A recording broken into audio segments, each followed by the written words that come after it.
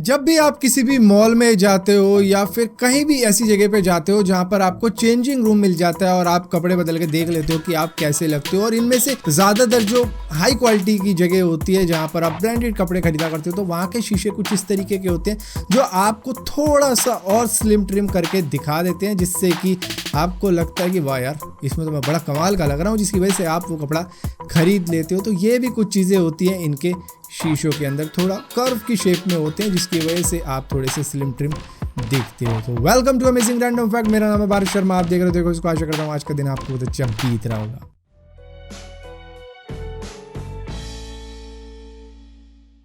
एक स्टडी में यह पाया गया है कि आज की जनरेशन में लड़के ज़्यादातर गेम्स में लगे हुए हैं और इसी के साथ साथ लड़कियां सोशल मीडिया पर लगी हुई हैं, चाहे वो व्हाट्सएप हो, फेसबुक हो या फिर टिकटॉक हो, मतलब लगे हुए हैं बस सब अपनी अपनी जगह पे।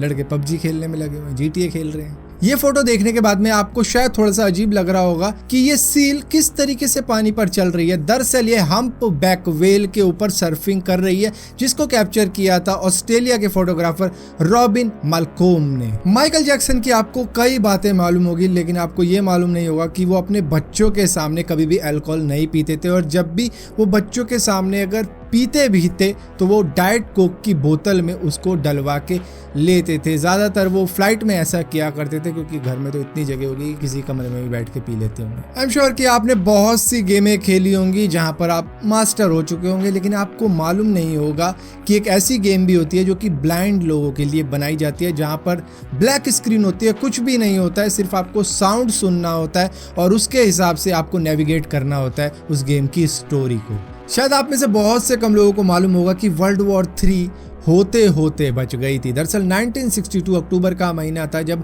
सोवियत यूनियन की एक सबमरीन समुद्र में जा रही थी इधर उधर, जहां पर वेस्ली अर्कापोव उसके सीनियर ऑफिसर थे जो उसको संभाल रहे थे, और इसी के साथ साथ इसके अंदर इनके कैप्टन ने ये कहा था कि यूएस की वॉरशिप सामने दिख रही है, उस पे फटाफट से न्यूक्लियर टॉर्पीडो दाग दो। लेकिन वेस्ली अर्कापोव ने अपने कैप्टन का ऑर्डर मानने से बिल्कुल इनकार कर दिया था कि मैं तुम्हारा ऑर्डर नहीं मानूंगा, जो कि किसी भी जगह पर नहीं होता। कैप्टन जो कह देता है वो मानना पड़ता है, लेकिन यहाँ पर इन्होंने साफ साफ इनकार कर दिया था, क्योंकि इनकी समझ ये थी कि अगर ऐसा हो जाता तो अमेरिका भी फिर पीछे नहीं हटता। तो यहाँ पर बेसिकली इन्होंने वर्ल्ड वॉर 3 को रोक दिया था होने से। कनाडा की रहने वाली 11 साल की नोवा स्कॉटिया को उसकी लोकल रिवर में तैरना था, लेकिन उसकी मदर ने मना कर दिया था कि ये रिवर काफ़ी ज़्यादा गंदी है, इसमें तुम नहीं तैर सकती। जिसके बाद में इन्होंने इस रिवर की सफाई के लिए इस पर रिसर्च करनी शुरू कर दी थी, मतलब उसी तरीके की पढ़ाई इन्होंने करनी शुरू कर दी थी। जिसके बाद में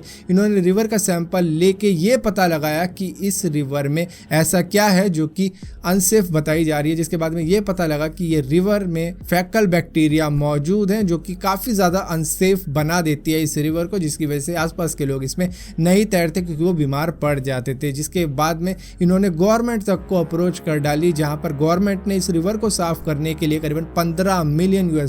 लगा डाले। जिसके बाद में रिवर तो साफ हो गई, और उससे पहले पता लगा था कि इस रिवर में गटर वटर का पानी आता है, जिसकी वजह से ये काफ़ी ज़्यादा हद तक गंदी हो चुकी थी। आई एम श्योर आप में से बहुत से लोगों के पास में पेट्स होंगे, चाहे वो कैट हो या फिर डॉग हो, और आपको ये बात मालूम नहीं होगी क्योंकि कई वीडियोस ऐसे लोग अपलोड कर देते हैं जहां पर वो अपने डॉग को या फिर कैट को नींबू चटा रहे होते हैं, जिसके बाद में उनका एक अजीब सा रिएक्शन देखने को मिलता है जो कि कई लोगों को फनी लगता है, इस वजह से वो ऐसी हरकत कर डालते हैं। लेकिन मैं आपको बता दूं, लेमन यानी कि नींबू डॉग और कैट के लिए एक टॉक्सिक का काम करता है, तो ये बिल्कुल भी नहीं करना चाहिए अपने पेट्स के साथ में। दरअसल होता क्या है कि नींबू के अंदर सोरिलन कंपाउंड होता है जो कि एक तरीके का टॉक्सिक होता है डॉग और कैट के लिए, इसी वजह से अपने डॉग को नींबू नहीं चटाना चाहिए। आई एम श्योर आप में से बहुत से लोगों को ऐसा लगता होगा कि सोप से हाथ धोने के बाद में हमारे हाथ सैनिटाइज हो जाते हैं, मतलब जर्म फ्री हो जाते हैं, जो भी जर्म्स हमारे हाथों पे लगे होते हैं वो मर जाते हैं, लेकिन एक्चुअली में ऐसा नहीं होता है। ये लगाने के बाद में जो उनकी पकड़ होती है, जो जर्म्स बैक्टीरिया की पकड़ होती है, वो ढीली पड़ जाती है, जिसके बाद में वो पानी के साथ में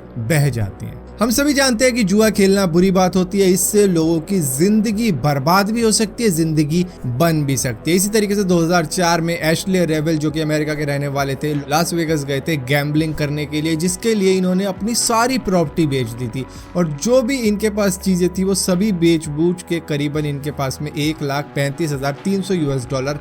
बने थे। जिसके बाद में ये वहाँ पर गए और इन्होंने लाल रंग की एक जगह होती है जहाँ पर मतलब गोटी आती है तो उसके बाद में बंदा जीत जाता है और लकीली इनका नंबर लग गया वहाँ पर,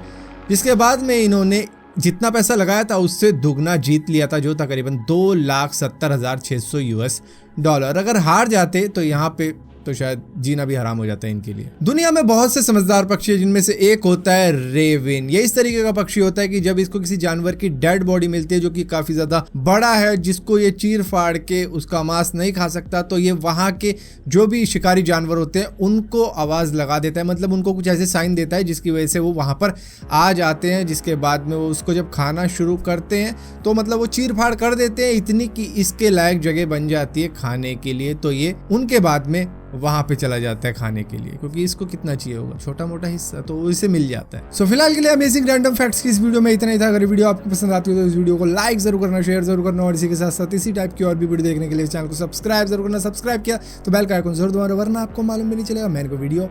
डाली भी है।